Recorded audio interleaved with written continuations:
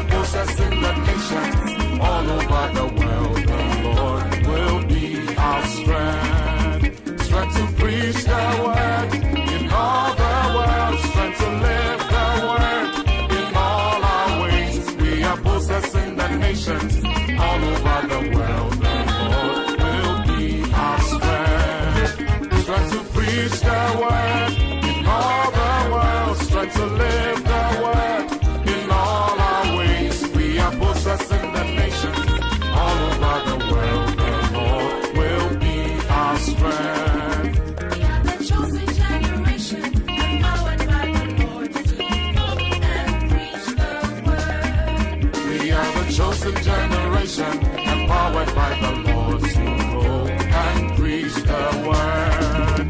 Preach the word to all creation. Heal the sick, raise the dead, and cleanse lepers. We are the chosen generation, empowered by the Lord to go and preach the word. Nous voulons te remercier également de notre foi qui a été édifiée. Je voudrais, Seigneur, recommander ce moment encore entre tes mains. Aide tes serviteurs afin que spirituellement et physiquement ils puissent tenir la cadence. Et qu'à la fin, nous soyons tous édifiés. Merci, au nom de Jésus. Amen. Je voudrais vous inviter à lire 3 versets avec moi. Rien n'est noté dans votre brochure. Je vais les lire rapidement. Le premier passage se trouve dans le premier livre de la Bible, c'est-à-dire Genèse, qui dit ceci, Genèse 18, verset 17 à 19. Genèse 18, verset 17 à 19. Alors l'Éternel dit, cacherai-je à Abraham ce que je vais faire? Abraham deviendra certainement une nation grande et puissante, et en lui seront bénies toutes les nations de la terre. Car je l'ai choisi afin qu'il ordonne à ses fils et à sa maison après lui de garder la voie de l'Éternel en pratiquant la droiture et la justice, et qu'ainsi l'Éternel accomplisse en faveur d'Abraham les promesses qu'il lui a faites. Le deuxième se trouve dans la première prière de Paul aux Corinthiens, le chapitre 14, le verset 33. 1 Corinthiens 14, 33. Car Dieu n'est pas un Dieu de désordre, mais de paix, comme dans toutes les églises des saints. Le troisième se trouve dans Tite, le chapitre 1, versets 4 à 5. Tite, mon enfant légitime à notre commune foi, que la grâce et la paix te soient données de la part de Dieu, le Père, et de Jésus-Christ, notre Sauveur. Je t'ai laissé en Crète, afin que tu mettes en ordre ce qui reste à régler, et que, selon mes instructions, tu établisses des anciens dans chaque ville. Amen. Bien-aimés, une bonne organisation spirituelle fait une bonne église. Notez cela. Si vous ratez votre organisation spirituelle, vous ne pourrez jamais être une église grande et stable. Donc les 3 versets que nous avons lus déjà nous ramènent à comprendre que Dieu qui voulait bénir Abraham et qui voulait faire de lui une nation grande, lui a dit que je serai grande, mais donne de l'ordre afin qu'il fasse ce qu'il doit faire pour que la bénédiction se réalise. Donc l'organisation, selon la parole de Dieu et dans la stricte obéissance de Dieu, permet à Dieu de faire une église différente des autres. On n'a pas besoin de se vanter, de dire que je suis ceci. Mais votre nature, votre vie pourra influencer les gens pour dire que voici une église qui répond aux critères de Dieu.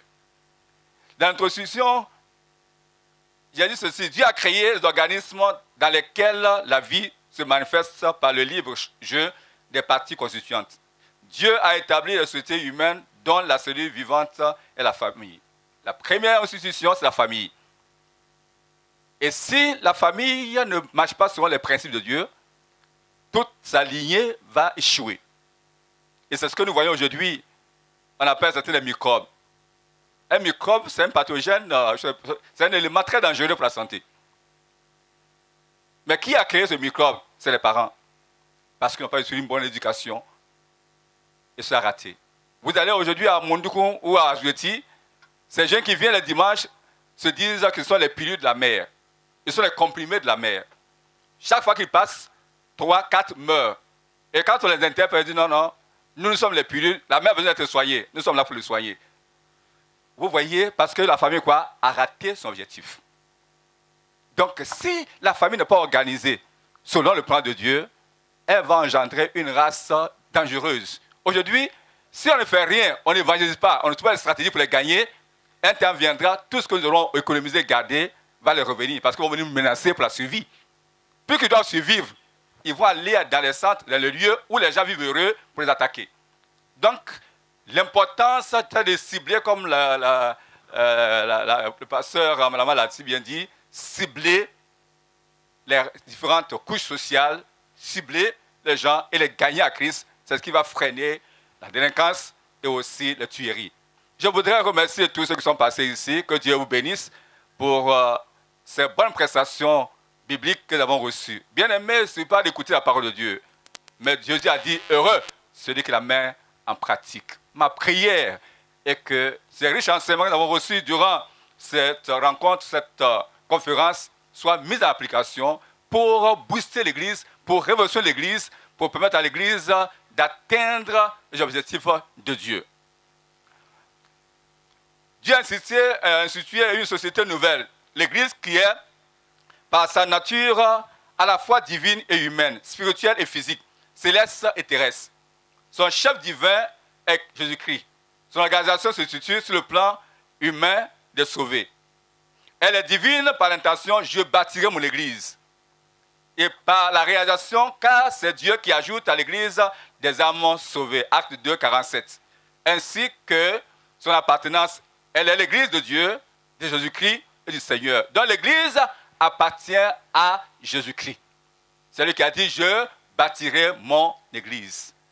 C'est la raison pour laquelle nous devons voir que tout ce que nous faisons va en accord avec celui à qui appartient l'Église. Elle est humaine par les matériaux qui la composent. Ce sont des hommes et des femmes que le Seigneur sauve et ajoute à l'Église. Je voudrais dire ceci que,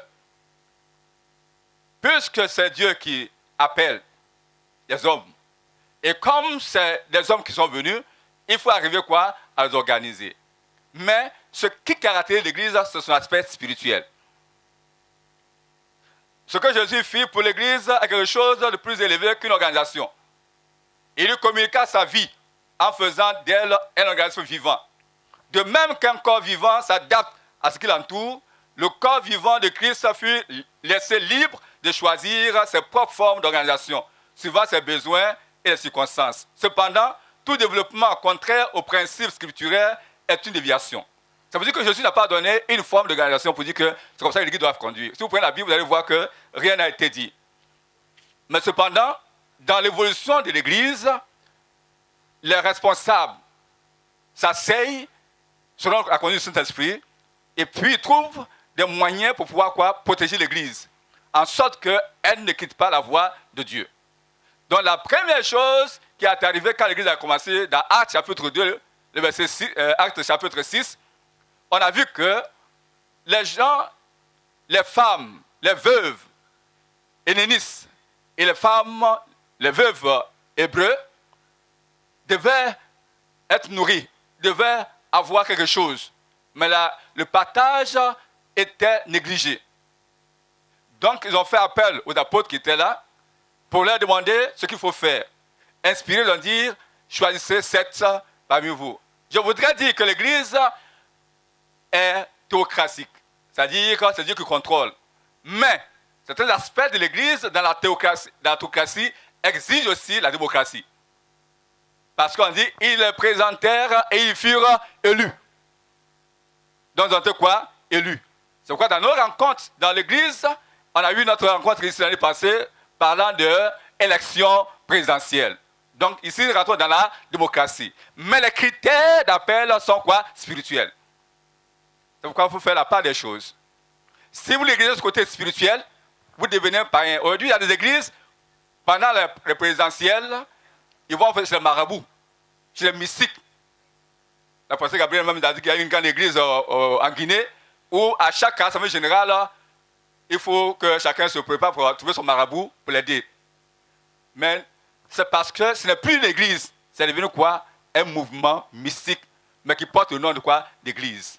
Mais la vraie église reflète l'image de son créateur, qui est Jésus-Christ. Alléluia.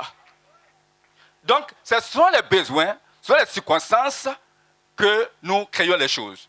Donc, je voudrais rapidement vous amener à la fin de mon message pour voir l'organigramme de l'église. Il y a eu des erreurs quand même, mais on va les corriger. Vous commencez, vous prenez l'église Pentecôte, vous allez voir que l'Assemblée générale est l'organe suprême de prise de décision. Après l'Assemblée générale vient le conseil d'administration. Donc l'Assemblée générale est au-dessus de le Sénat. Donc chacun a sa position, parce que c'est là que les grandes décisions se prennent.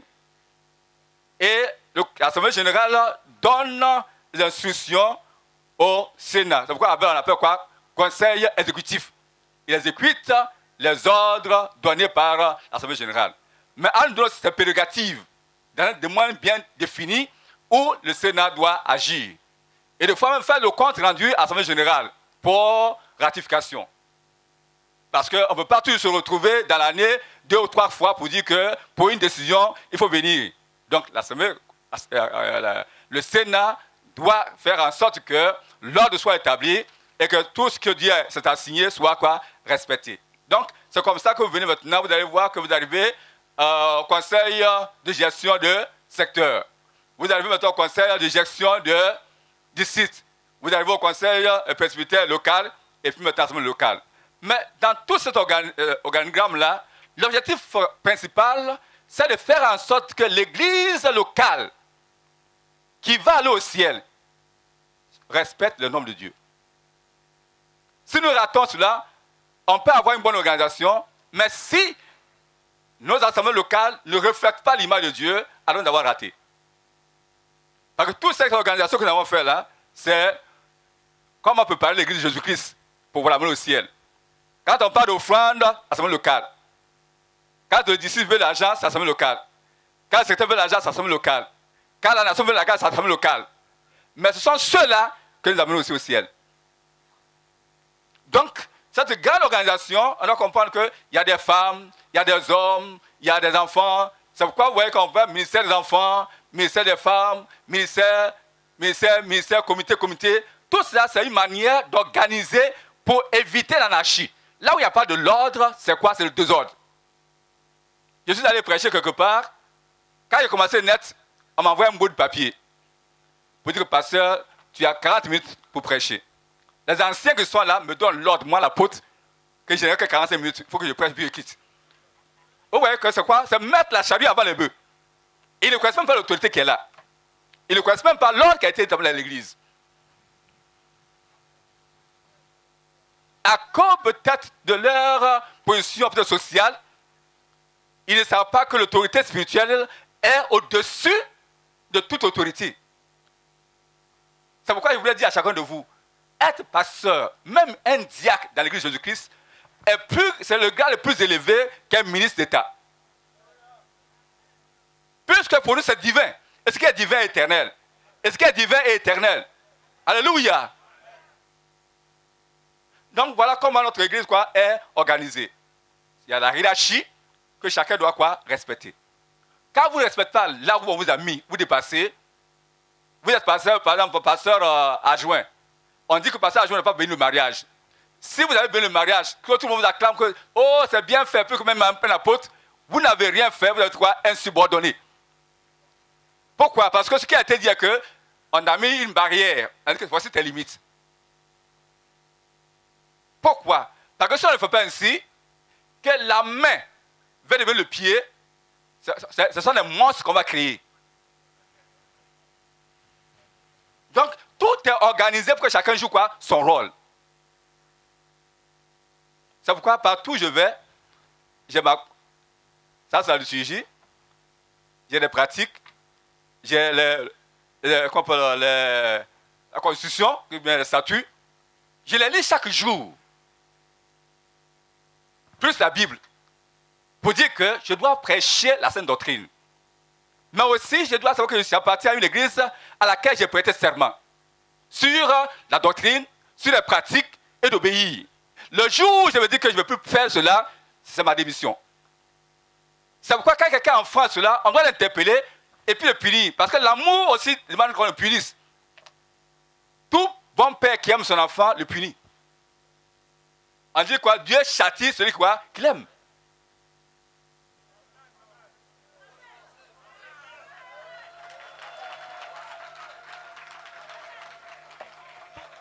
Donc que chacun sache où Dieu l'a mis et puis celui qui est au-dessus de lui.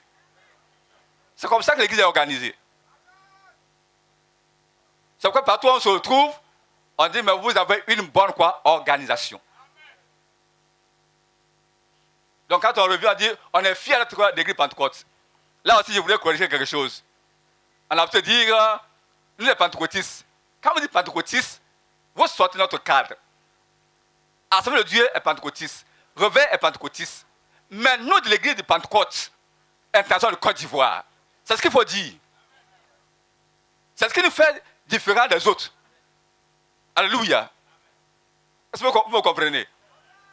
Parce que tout mouvement spirituel qui croit au baptême du Saint-Esprit et qui a pour signe le parler en langue et qui croit au nom spirituel est pentecôtiste.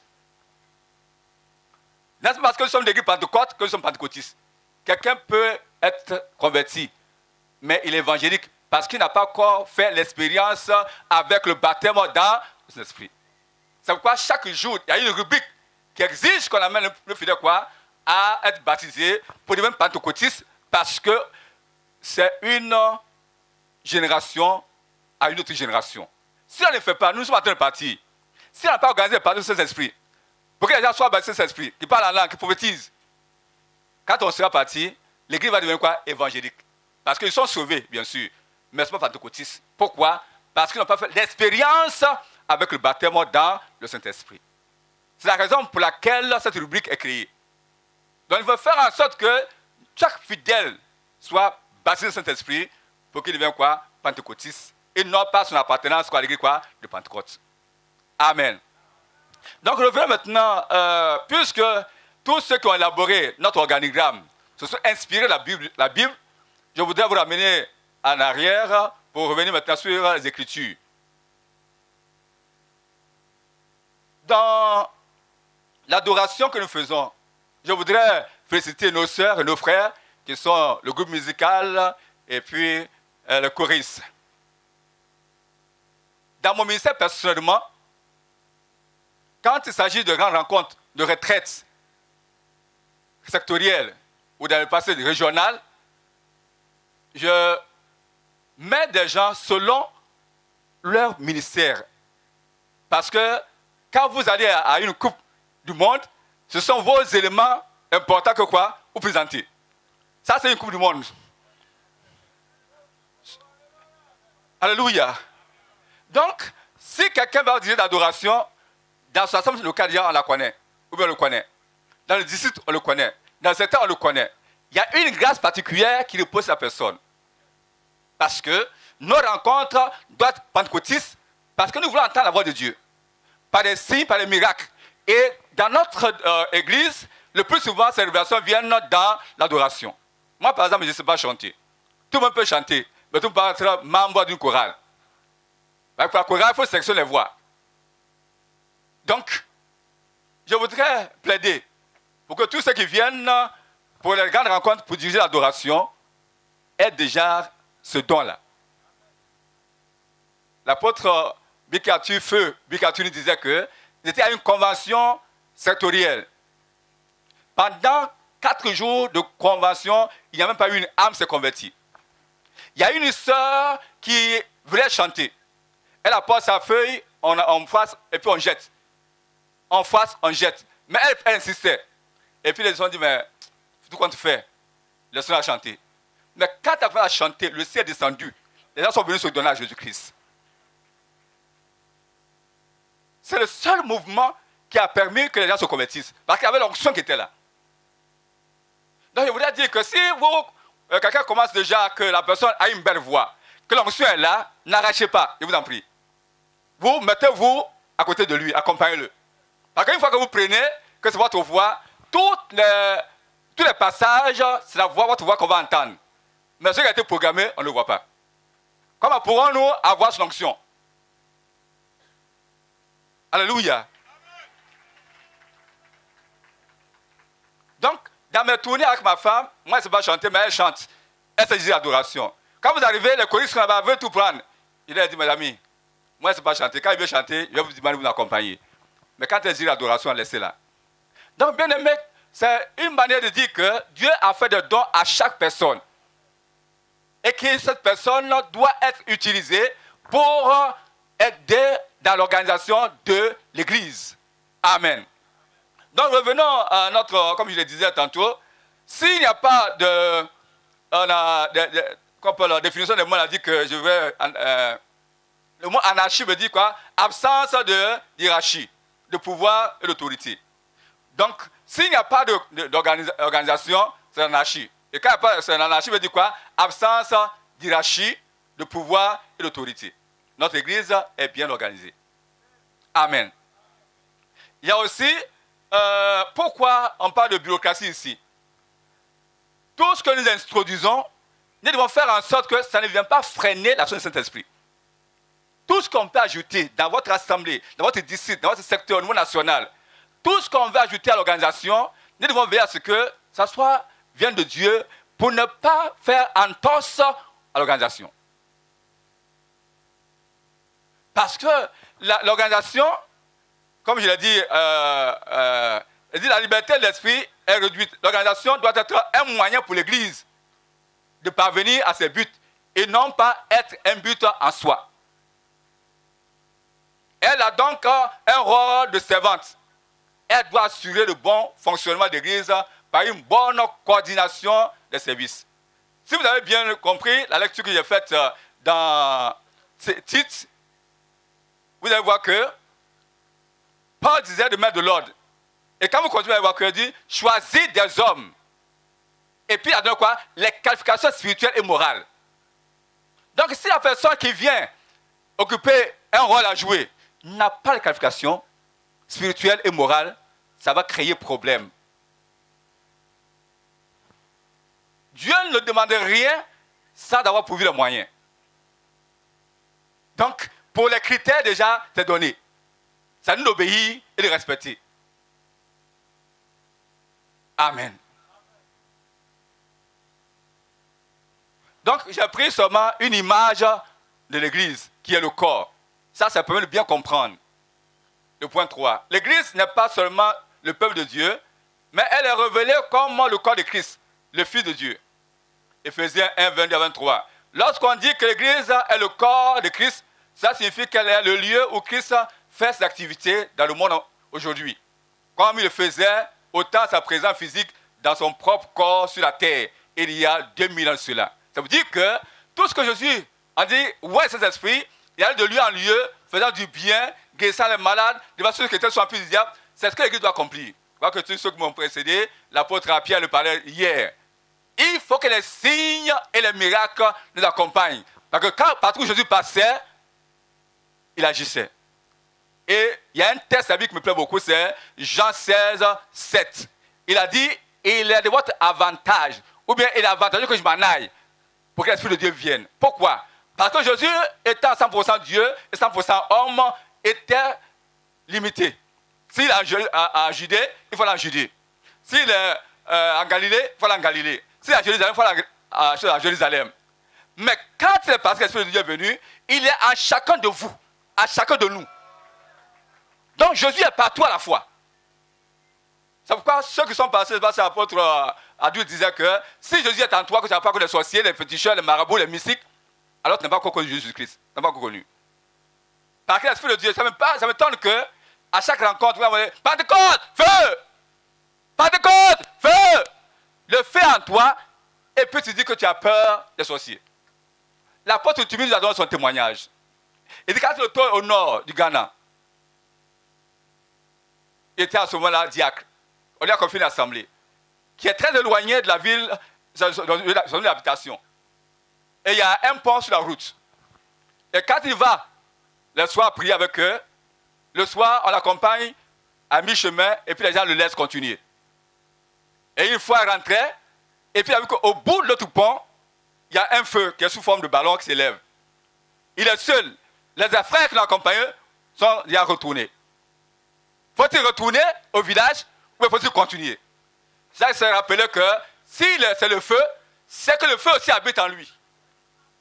Et il a commencé à parler en langue pour affronter ce feu-là. Quand il parlait, quand il venait, le feu s'est levé, puis chaud! Donc, bien aimé, le feu est réel. Le jour de la Pentecôte, les gens ont vu quoi? Les langues de feu. Donc, déjà, si tu parles en langue, sache que ce feu-là, quoi, est en toi. Que les autres craignent les démons, mais nous, pentecôtistes, se passe là. Alléluia! Gloire à Jésus. Oh, que c'est merveilleux de connaître Jésus-Christ. Donc, bien aimé, lorsqu'on dit que l'Église est le corps de Christ, cela signifie qu'elle est le lieu où Christ fait ses activités dans le monde aujourd'hui. Comme il le faisait au temps de sa présence physique dans son propre corps sur la terre il y a 2000 ans de cela. Amen. 2. Une unité indivisible.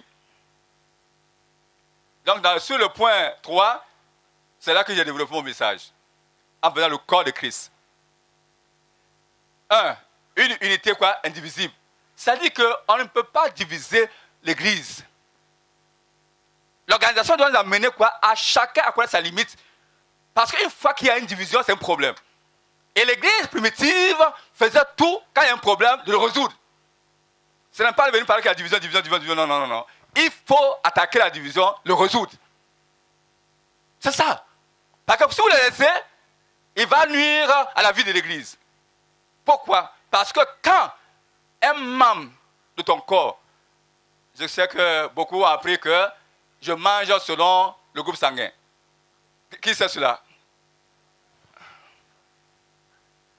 Donc, Dieu dans sa sagesse, on a le groupe O, on a le groupe A, on a AB, le groupe on a aidé.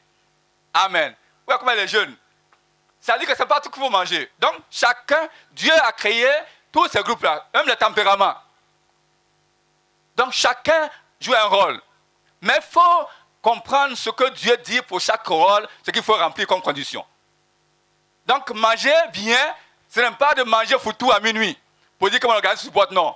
Mais il faut manger ce que ton organisme peut être béni. Et ce n'est pas cher. Amen. Gloire à Jésus. Donc, le corps, comme un corps, si on touche à un organe, la santé générale se trouve compromise. Si on ampute un membre, le corps est handicapé. Amen. Donc, toute atteinte à cette unité, dans un sens, dans l'autre ou dans l'autre, met la vie de l'Église en danger. Amen. Faisons pour que chaque organe joue son rôle. 2. Unité dans la diversité. L'apôtre Appie a présenté les 5 doigts, parlant des 5 ministères. Ça, c'est un mandat de la souveraineté. Si quelqu'un est spirituel, il comprend que il n'y a rien qu'on mérite. Tout est faveur et grâce. Donc, quand quelqu'un dit que moi j'ai une expérience, moi j'ai acquis cette expérience, il veut continuer, bien que moi, je suis, je dois être, tu n'as rien compris. Je me rappelle, quand je lisais la Bible, le fils de David, l'un des fils de David, qui s'est autoproclamé chef. C'est au même moment que la maman de Salomon était en train de plaider auprès de David pour prendre son fils, parce que lui a dit que c'est Salomon que Dieu m'a dit quoi, qu'il va prendre le trône. Donc quand ils ont entendu là-bas, ils ont dit, le bruit qu'on entend là-bas, on dit qu'ils veulent introniser un roi. Mais la chose a passé après l'intronisation, David a laissé une vierge qui le chauffait. On dit que David est fatigué. Donc, j'espère que les femmes chauffent les hommes. Donc, on dit quoi? Trouver une vierge pour se coucher à côté de lui, pour le chauffer. Mais David n'a pas connu. Et Salomon était content de prendre le pouvoir. Cette veuve aussi fait partie du pouvoir. Son grand frère va voir la maman de Salomon pour lui dire que, en réalité, le trône, à cause de mon droit d'aînesse, c'est moi qui devais prendre. Mais c'est revenu à mon petit frère. Cependant, la femme, là, si on peut me donner. Vous-même, vous connaissez Salomon. Il a dit à sa maman, c'est toi qui as plaidé auprès de mon père pour qu'il revienne à la vision qu'il a eue. Mais cependant, si tu veux cette femme-là pour lui, viens prendre le trône et pas lui donner. Et il est mort à cause de cette femme. Donc, bien aimé, tout est quoi? Grâce.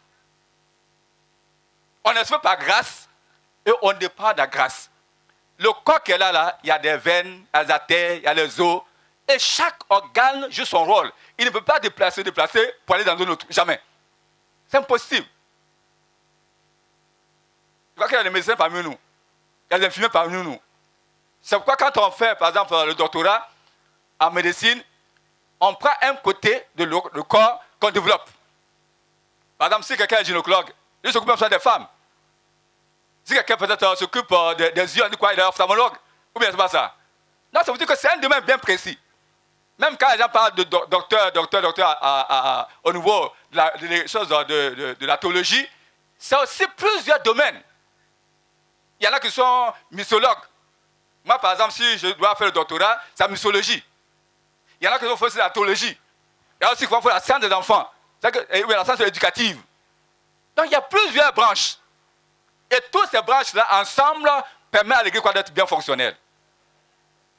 Amen. Gloire à Jésus. Donc, le corps qui est là, si vous touchez un organe, nos mamans qui n'a pas été à l'école, elle a eu Panari. Et elle est arrivée à l'hôpital. Elle dit, maman, qu'est-ce que tu as? Elle dit, maladie qui ne monte pas, qui ne descend pas. Ça veut dire que ton doigt, quand tu lèves, ça te fait mal. Tu baisses aussi, ça te fait mal. Donc, il faut rester au milieu. Avant-hier, je suis allé dans une boutique ici à Yahoo. Il y a un petit qui est arrivé. Il dit, boutiquier, je veux caoutchouc de plaie. Le boutiquier a compris qu'il veut quoi? Espadra. C'est caoutchouc de plaie.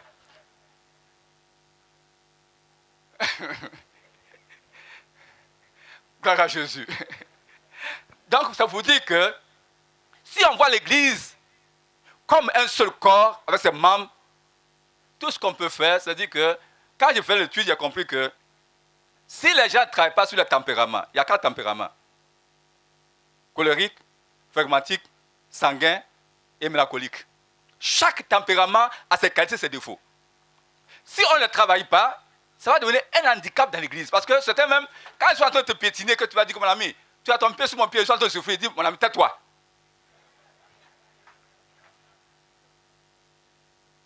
Tais-toi pour qu'on soit un.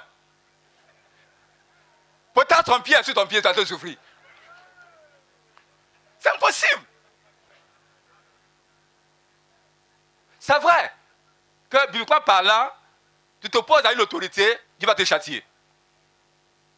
Mais cependant, nos faiblesses aussi peuvent jouer. Est-ce que vous comprenez très bien? Donc nous devons faire en sorte que chaque membre joue son rôle. Donc quand vous prenez dans l'unité de la diversité, il n'y a pas d'esclaves. Il y en a, comme on l'a dit ici, qu'ils ne visitent seulement que les riches. Ce n'est pas normal. Dieu même s'occupe pas des pauvres. Il a dit, celui qui donne aux pauvres prête à Dieu. J'aime beaucoup les orphelins, les veuves. Parce que je trouve que ce sont les sans-voix. Il y a un CD intitulé Les sans-voix. Le Christ silencieux. Qui a vu ça une fois? Le Christ silencieux. C'est l'enfant qui est dans le sein de sa mère, dans l'utérus. C'est son paradis. Vous savez, les femmes qui sont là, qui sont enceintes, vous allez voir que des fois, l'enfant joue. Donc, des fois, il sort comme ça, puis... donc, il joue. Il se balade. C'est son paradis. Et puis, la maman dit que moi, je ne suis pas prête à porter une grossesse. Et ça va voir un médecin pour faire avortement. On ouvre, je crois que vous allez voir le CD. Et puis, on le pique là-bas. Il sait qu'il y a un intrus qui est rentré. Il sait qu'il y a quoi? Un étranger qui est rentré quoi? Dans l'utérus. Il crie, oh secours! Mais personne n'entend sa voix. Des fois dans l'église, les démunis crient, mais personne n'entend leur voix. Mais qu'est-ce que Dieu a dit à Abraham? Ordonne à tes descendants pour qu'ils pratiquent quoi? La justice. Jésus a dit quoi? Cherchez premièrement le royaume et la justice de Dieu. Que chaque entité soit respectée parce qu'il faut cela pour que l'organe soit quoi? En bonne santé. Des fois, vous regardez que quand vous allez à la toilette, ce n'est pas la main droite que vous utilisez. Quand vous vous mariez, c'est sur votre main gauche, le doigt là comme main. C'est là ce qui passe partout.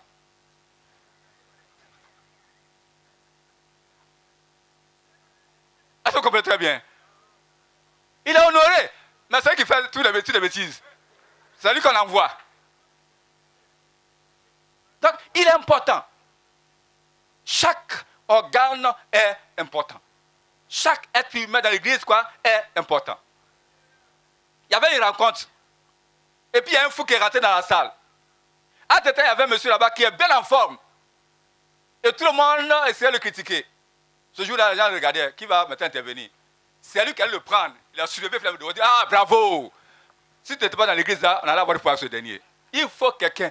Si vous tombez les messes comme moi, ça ne va pas marcher. Il faut que ça soit encore lourd et quoi? Amen. Gloire à Jésus. Gloire à Jésus. Alléluia. Amen.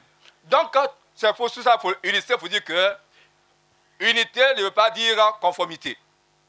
Cette unité doit nous conduire à accepter la place et la fonction que Dieu m'a imparti dans le corps. Et il a accompli mon travail sans envie ni complexe. Quand on se retrouve, qu'on parle d'envie, ceci, je suis des fois écœuré. Je me demande, mais à quelle niveau de spiritualité nous sommes? Que le chrétien, jusqu'à devenir pasteur ou apôtre, qui ne connaît pas où Dieu l'a mis. Il faut connaître son ministère.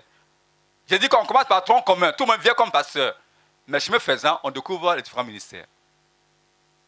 Donc à un certain niveau, on n'a pas besoin de te dire que tu as tel ministère. Toi-même, tu dois savoir que voici.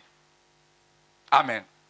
Donc, il n'y a pas à dire que quelqu'un a pris ma place. Personne ne prendra ta face. Des fois, quand les gens, je crois qu'il y avait un temps là, les femmes des pasteurs se battaient parce que son mari est secrétaire, il doit être à la droite du pasteur et puis on l'a mis à gauche. Ça aussi, c'est un problème. Pourquoi mon mari doit être à droite et puis on l'a mis à gauche? Oh! Quand je sois à droite ou à gauche, il est dans le temple. C'est essentiel.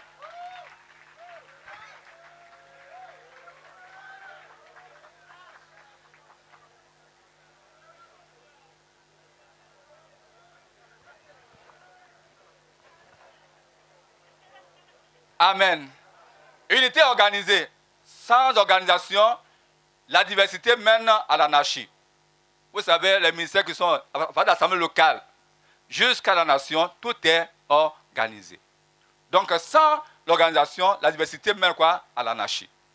Dans le corps, les différents membres sont commandés par un seul organe, le cerveau. Les différentes fonctions sont coordonnées par des centres nerveux. Donc, la direction, il parle du président, il doit veiller à ce que l'Assemblée locale réponde aux critères divins. Puisque notre tête, c'est Christ. Donc, ici, si on prend physiquement, on va dire que c'est le cerveau.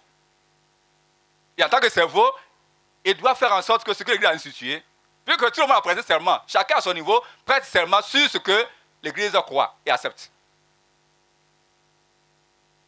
C'est pourquoi l'Israël, comme il n'y a pas encore la Bible imprimée, quand vous devenez un roi, on vous demande toi-même de copier la Bible. Une fois que vous avez fini de copier votre Bible, il faut la lire chaque jour. Nous aussi, nous avons nos constitutions, règlements intérieurs, etc.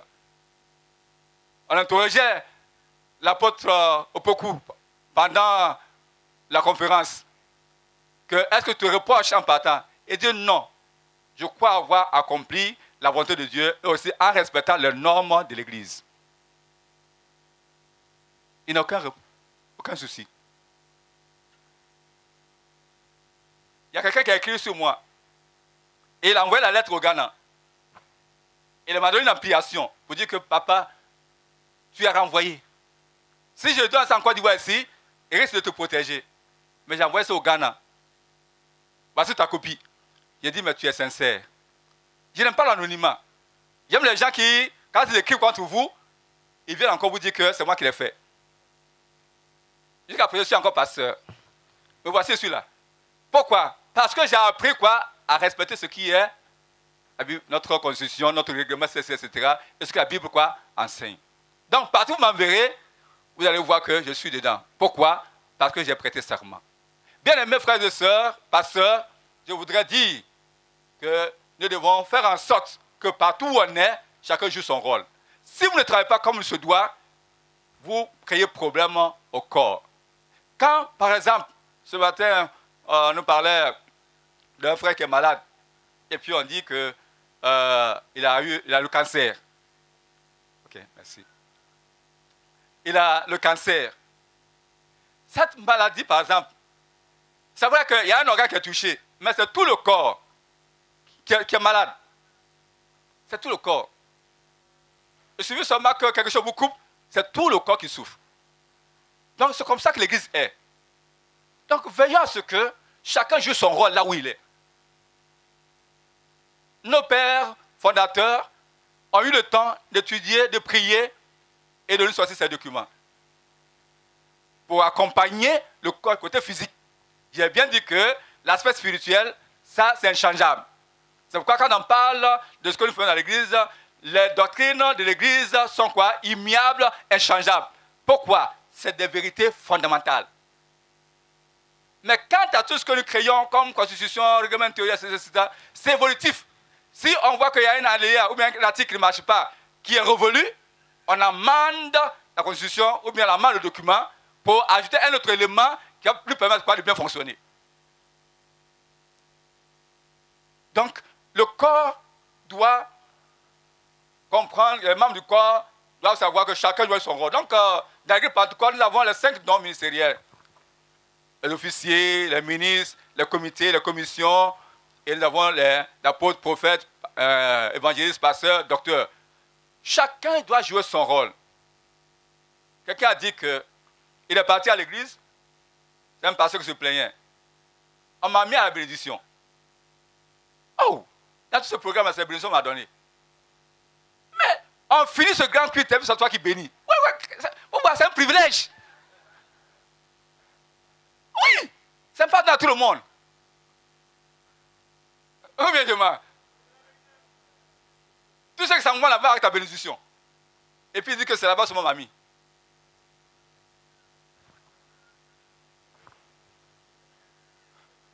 Que Dieu nous aide. Dis à ton voisin que Dieu t'aide.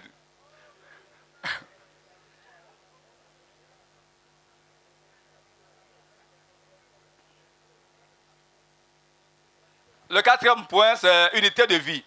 Les relations, la croissance, l'organisation, la spécialisation des fonctions ne sont que différentes manifestations de ce mystère, la vie. C'est-à-dire que si quelqu'un, aucun ne vit par lui-même et pour lui-même. Aucun ne vit par lui-même et pour lui-même. Nous sommes liés. Des fois, comme notre secrétaire général le disait, moi je ne suis pas tel ethnie, je ne suis pas ceci, ou bien c'est dans l'église qu'on s'est rencontrés. Bien aimé, les liens spirituels sont plus étroits que les liens humains. Parce que les liens spirituels vont nous amener au ciel. Alors que ton frère, de même père, même mère, qui n'est pas dans le Seigneur, va dans l'enfer, tandis que toi, tu vas au ciel. Faisons tout pour maintenir quoi? L'unité. C'est une unité quoi? De vie. Si cette église qui se divise va mourir. Parce que si un membre sort de là où il doit être, c'est la maladie qui vient. Avant-hier, l'apôtre hier nous présentait. Quand il y a eu des problèmes en 81, nos papas qui sont venus du Ghana ont dit que ne parlez jamais de la division, ne parlez jamais de la division, prêchez Christ.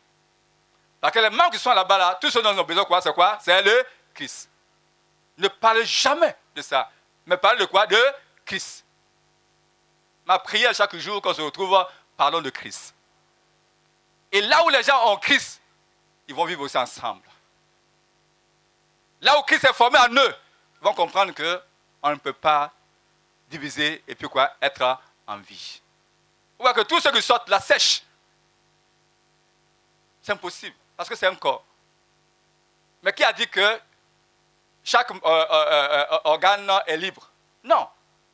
Si le cœur ne respecte pas ce qu'il doit faire, c'est tout le système, c'est tout l'être humain qui est mis en danger. Donc, on on ne vit pas pour soi-même, mais on vit pourquoi? Pour les autres. Des fois, les gens sont vieux et puis ils disent que nous, il veut mourir. Il ne faut pas mourir. Il faut vivre. Parce que chaque classe d'âge a un rôle à jouer. Les petits enfants ont besoin de vous. En Afrique, un vieux, c'est quoi? C'est une bibliothèque. Donc, porte-toi bien. Alléluia. Les retraités, mangez bien, portez-vous bien. Parce que votre âge aussi, quoi, est important. Amen. Donc, personne ne vit pour lui-même.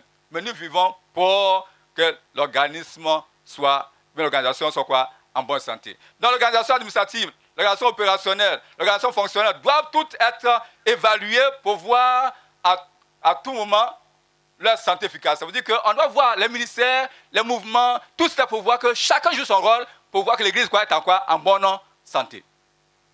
L'Église Pentecôte, nos organisations administratives, opérationnelles, fonctionnelles sont nations, secteurs, districts, assemblées, ministères, commissions, comités dirigés par les responsables des fonctions qui sont les apôtres, les prophètes, les évangélistes, pasteurs, docteurs, le conseil général, conseil national d'administration, presbytère sectoriel, tous ces mouvements-là, tout ce qui a été comme constituant de l'organigramme servent à maintenir la vie de l'Église.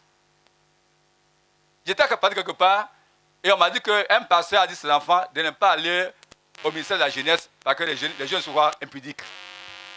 Et puis il a dit, mais c'est malheureux. Ils sont impudiques. Mais toi, tu es là pourquoi?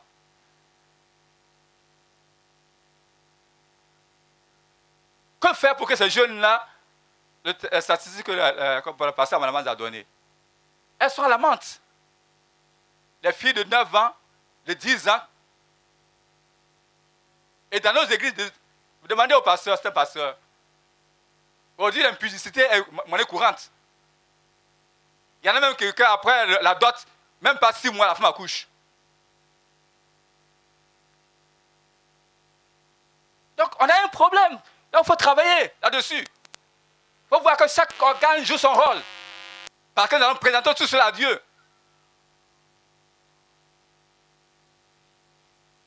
Amen.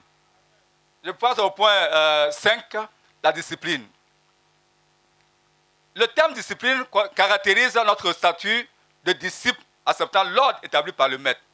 Le manque de discipline fait perdre aux églises leur puissance de témoignage à la vérité, à la justice ou à la sainteté. Des scandales et des hérésies sont tolérés et font dévier les églises dans la voie du libéralisme et de la mondialité. Le manque de discipline, le péché s'enracine, se développe. Le Saint-Esprit est attristé, l'œuvre de Dieu est freinée ou compromise.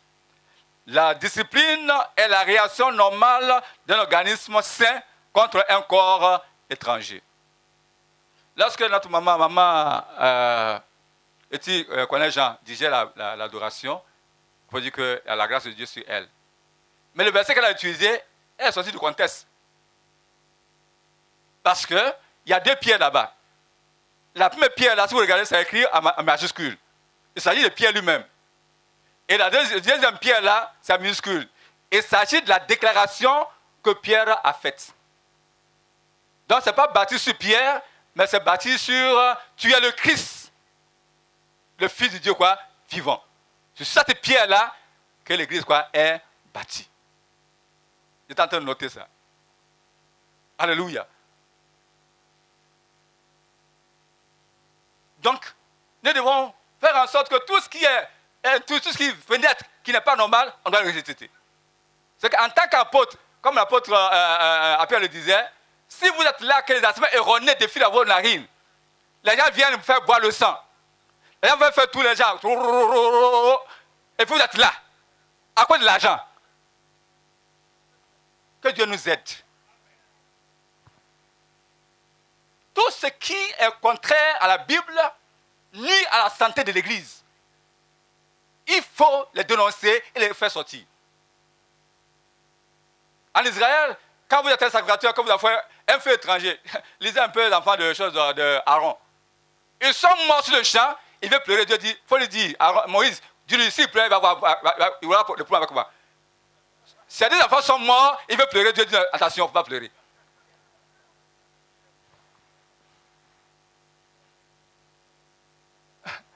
Il y a un diacre qui avait perdu sa femme. Et puis, ses collègues officiers sont partis pour dire que diacre, il faut te maîtriser, il ne faut pas pleurer. Il a 6 ans, c'est infantile. Et il était là, aïe, Joe. Il dit, c'est dur. Il est là, il dit, c'est dur, aïe, Joe. Et puis, il a dit, mais tais-toi, il dit, aïe, Dieu, c'est mon gars, aïe, Dieu, c'est mon gars. Il a commencé à pleurer. Et même ceux qui disaient, c'était à commencer à pleurer. Quand on va au funérail, quelqu'un est en train de pleurer, laissez-le pleurer. Je dis à dire quoi? Laissez pleurer à ceux qui pleurent.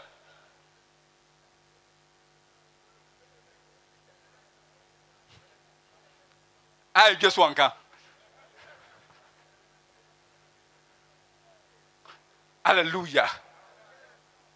Donc, bien aimé, tout corps étranger. Donc, nous sommes là, par exemple à l'école, notre devoir, c'est de vous faire connaître la doctrine de l'Église, les pratiques de l'Église, pour que partout où vous êtes, vous puissiez les défendre.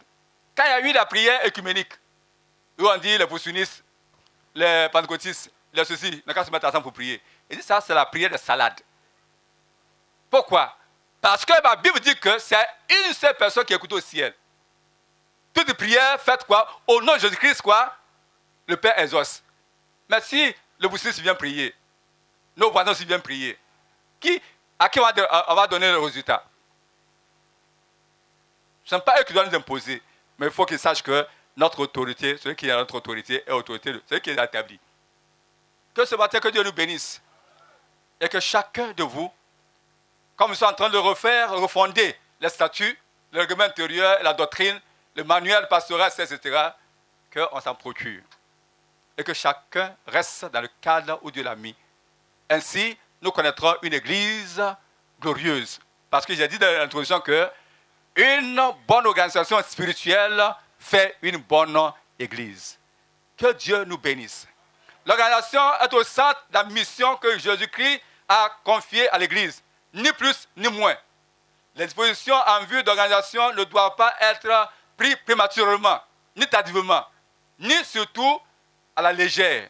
Tout ce qu'on ajoute, on doit bien analyser parce que si on ne fait pas attention, à la longue, ça va devenir un virus. Le rôle d'organisme est un rôle, le rôle de l'organisation est un rôle de coordination entre les membres et les fonctions du corps de Christ, plutôt qu'un gouvernement. Il est important que les responsables s'appliquent à discerner la volonté de Dieu et à veiller à son accomplissement, plutôt qu'à prendre des décisions et à les imposer à l'Église. Que Dieu nous bénisse et que Dieu bénisse le Sénat. Amen.